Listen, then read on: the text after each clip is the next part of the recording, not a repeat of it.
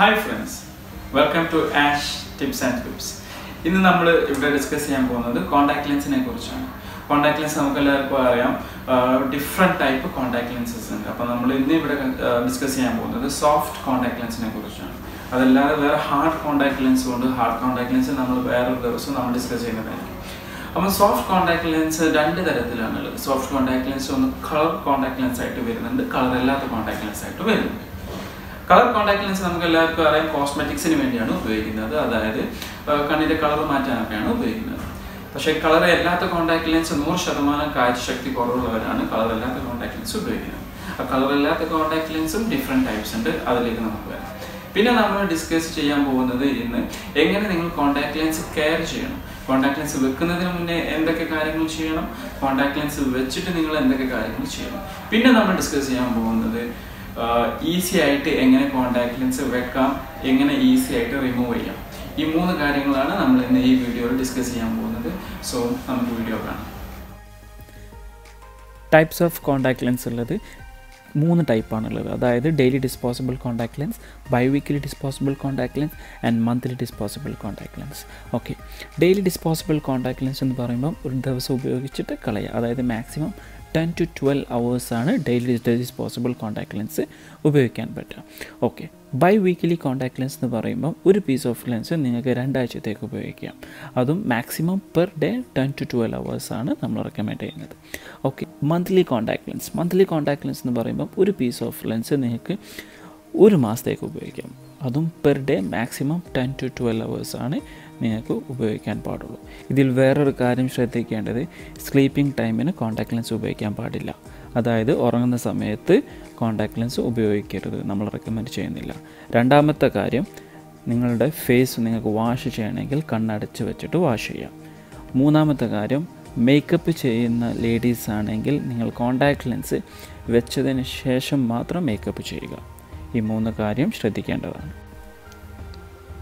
ഇനി നമ്മൾ പറയാൻ പോകുന്നത് കെയറിങ് ഓഫ് കോൺടാക്ട് ലെൻസ് ആണ്. അതായത് നിങ്ങൾ കോൺടാക്ട് ലെൻസ് വെക്കുന്നതിന് മുമ്പ് എന്തൊക്കെ കാര്യങ്ങളാണ് ശ്രദ്ധിക്കേണ്ടത് എന്നുള്ളത്. ഫസ്റ്റായിട്ട് നിങ്ങൾ ചെയ്യേണ്ടത്, നിങ്ങളെ 2 കൈയും നല്ലവണ്ണം വാഷ് ചെയ്യുക.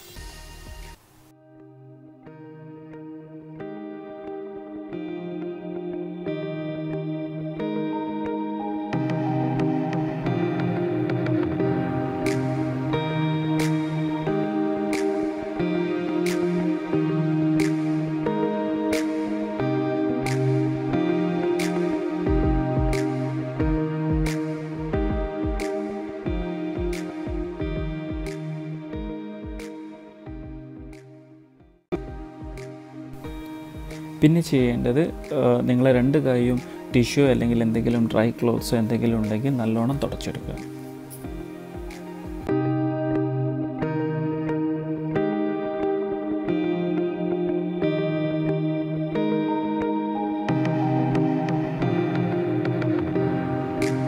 അതിനുശേഷം കോൺടാക്ട് ലെൻസ് സൊല്യൂഷൻ എടുത്തിട്ട് നിങ്ങളുടെ ലെൻസ് കേസിൽ ഒഴിച്ചു വെക്കുക.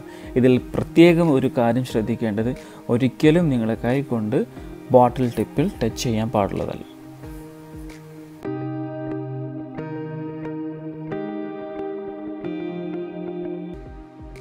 അതിനുശേഷം നിങ്ങൾ ലെൻസ് പാക്കറ്റ് ഓപ്പൺ ചെയ്യുക. ലെൻസ് എടുത്തിട്ട് നിങ്ങളെ ഉള്ളം കൈയിലേക്ക് വെക്കുക. എന്നിട്ട് കുറച്ച് സൊല്യൂഷൻ ലെൻസിൻ്റെ മുകളിലേക്ക് ഒഴിച്ചു കൊടുക്കുക. എന്നിട്ട് ക്ലീൻ ചെയ്യുമ്പോൾ ശ്രദ്ധിക്കേണ്ട കാര്യം, ഒരിക്കലും നിങ്ങൾ ലെൻസ് ഫോഴ്സ് ചെയ്തിട്ട് ക്ലീൻ ചെയ്യരുത്. അതായത് അമർത്തിയിട്ട് ഒരിക്കലും നിങ്ങൾ ക്ലീൻ ചെയ്യരുത്. കാരണം ലെൻസ് വളരെ സോഫ്റ്റാണ്. നിങ്ങൾക്ക് നല്ലോണം ഫോഴ്സ് ചെയ്ത് ക്ലീൻ ചെയ്യുമ്പോൾ ചിലപ്പം ലെൻസ് പൊട്ടിപ്പോവാൻ ചാൻസ് ഉണ്ട്. എന്നിട്ട് ക്ലീൻ ചെയ്തതിന് ശേഷം ലെൻസ് എടുത്തിട്ട് നിങ്ങൾ ഫിംഗർ ടിപ്പിൽ വെക്കുക. ഫിംഗർ ടിപ്പിൽ വെച്ചതിന് ശേഷം നോക്കുക, ലെൻസിൻ്റെ എഡ്ജ് നോക്കുക. ലെൻസിൻ്റെ എഡ്ജ് കപ്പ് ഷേപ്പ് ആണെങ്കിൽ അത് ഫ്രണ്ട് സൈഡാണ്. അഥവാ എഡ്ജ് ഫ്ലാറ്റ് ആണെങ്കിലോ അത് ബാക്ക് സൈഡാണ്. അപ്പോൾ നമുക്ക് എപ്പോഴും വേണ്ടത് നമുക്ക് ഫ്രണ്ട് സൈഡാണ് വേണ്ടത്.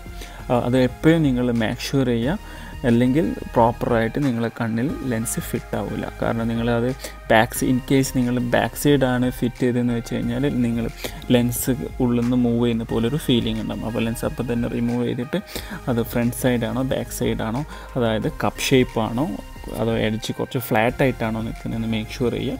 എന്നിട്ട് വെച്ച് കഴിഞ്ഞാൽ കംഫർട്ടബിൾ ആവും.